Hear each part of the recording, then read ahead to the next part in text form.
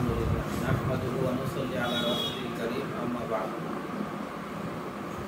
আলহামদুলিল্লাহ, আমি বাংলাদেশ জাতীয়তাবাদী উলামা দল ঢাকা মহানগর উত্তরের যুগ্ম আহ্বায়ক।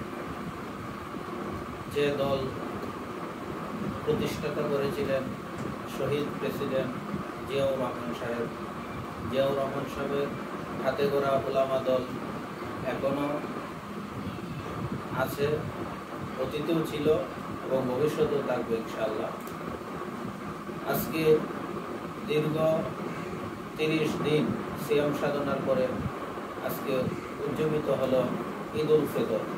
আর এই ঈদ উল ফিতরের শুভেচ্ছা জানাই